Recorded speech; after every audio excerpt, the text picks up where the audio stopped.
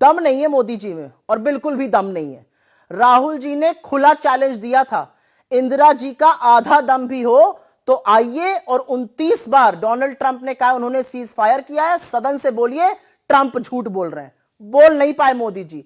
1 घंटा 42 मिनट तक मोदी जी ने लफाजी करी, बड़ी बड़ी बातें करी, खूब जमकर कोसा कांग्रेस को, जो उनका फेवरेट पास टाइम है वही वो कर सकते हैं।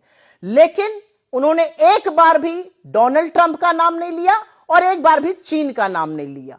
अलबत्ता नेहरू जी का नाम उन्होंने 15 बार लिया। कभी कभी तो लगता है कि अगर पंडित नेहरू ना होते तो अपने नरेंद्र क्या बोलते सदन में। खैर, डोनाल्ड ट्रंप का नाम ना लेना और चैलेंज जब किया गया, चुनौती जब दी गई, उसके बाद भी ना लेना, इस बात का सबूत है कि मोदी जी डरते हैं। क्यों डरते हैं मुझे नहीं पता। राहुल गांधी जी ने उनसे उनकी बीच स्पीच में कहा भी, कह दीजिए डोनाल्ड ट्रंप झूठ बोल रहे हैं।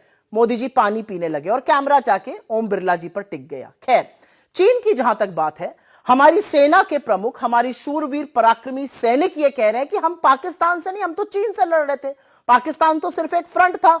उस चीन का मोदी जी ने 1 घंटा 42 मिनट में एक बार भी नाम नहीं लिया। अरे अपनी सेना का तो साथ देते, लेकिन वो भी दम नहीं दिखा पाए मोदी जी। खैर, मोदी जी ने लफाजी करी, मोदी जी इतिहास में चले गए। मोदी जी वर्तमान की कहां बात करते हैं। बात करते करते मोदी जी ने एक बात कही कि खून और पानी एक साथ नहीं बह सकता है।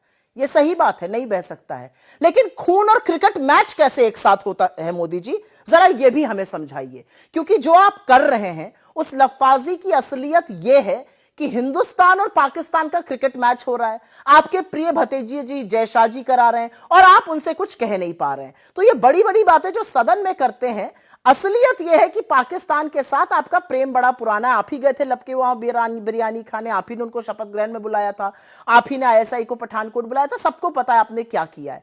लेकिन क्रिकेट मैच और खून भी एक साथ नहीं हो सकते हैं, यह देश कहना चाहता है, ये वो विधवाएं कहनी चाहती हैं जिनका सिंदूर उजाड़ा गया। एक और बात, विपक्ष के तमाम लोगों ने खुले तौर पर और पूरे दिल से सेना की प्रशंसा करी और कहा कि हम 100% आपके साथ हैं। लेकिन उन्होंने एक सवाल पूछा और सवाल जवाबदेही का है।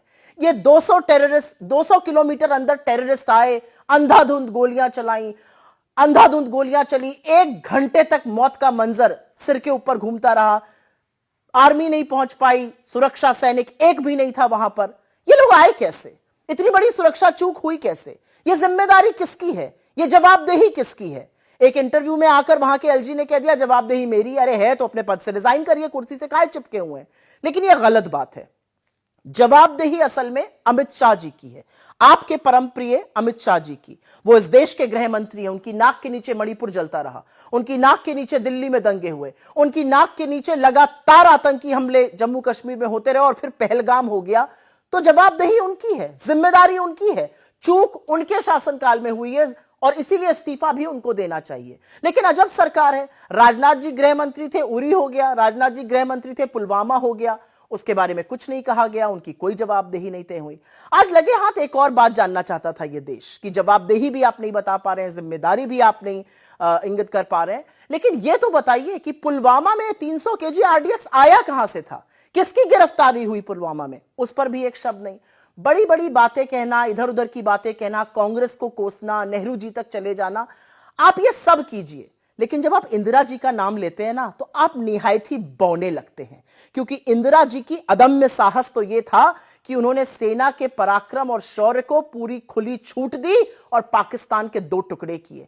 आपकी तरह बिना बताए, बिना वजह दबाव में आकर सीज फायर नहीं किया। आप लाख कहते रहिए लोगों से कि मैंने किसी नेता से बात नहीं करी, लेकिन अगर आप ट्रंप का नाम नहीं ले पाए तो 29 बार जब डोनाल्ड ट्रंप खड़े होकर यह कहते हैं कि मैंने सीज फायर कराया और ट्रेड डे का हवाला देकर कराया, तो क्या वो झूठ बोल रहे हैं? और अगर वो झूठ बोल रहे हैं तो आपको जवाब देना चाहिए था।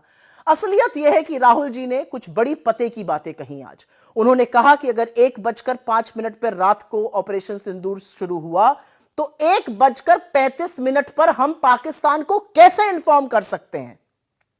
हमने पाकिस्तान के सामने अपने सारे पत्ते खोलकर रख दिए। हमने पाकिस्तान को कह दिया कि भैया हमारे अंदर पॉलिटिकल विल भी नहीं है, हम आपके सिर्फ आतंकी कैंपों को तहस नहस करेंगे, हम आपके मिलिट्री स्टैब्लिशमेंट को नहीं छुएंगे। और उसके बाद आपने जो पायलट भेजे, हमारी सेना के आपने हाथ बांध दिए, क्योंकि उनको आपने कहा कि आपको पाकिस्तान का एयर डिफेंस सिस्टम, उनका मिलिट्री इंफ्रास्ट्रक्चर ध्वस्त नहीं करना है। यह काम अगर आप कर पाते तो आप इंदिरा जी की बात करते, लेकिन आप इंदिरा जी की बात करने लायक नहीं है। जाते जाते एक बात और कही जाएगी, और यह बात कहनी यहां पर जरूरी है।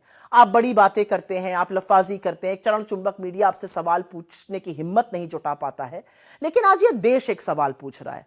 इतना बड़ा आतंकी हमला हुआ, उस हमले की जवाबदेही किसकी है? आप मैच कैसे खेल सकते हैं पाकिस्तान के साथ?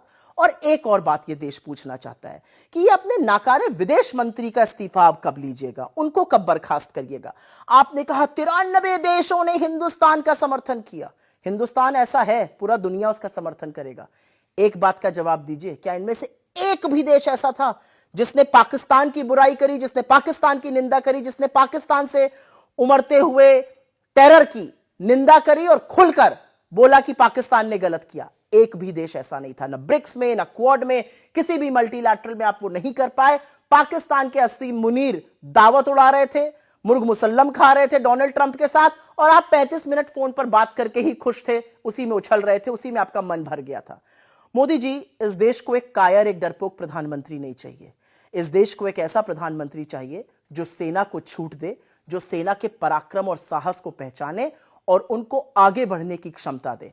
आपने हमारी सेना के हाथ बांधे और यह बात अब इतिहास में दर्ज हो चुकी है। एक और बात आज इतिहास में दर्ज हुई कि डोनाल्ड ट्रंप से, चीन से और पाकिस्तान से आप थर थर कांपते हैं, और जब राहुल गांधी जी आपको ट्रंप का नाम लेने के लिए कहते हैं तो आप पानी पीने लगते हैं। डर आपको लगता है, गला आपका सूखता है।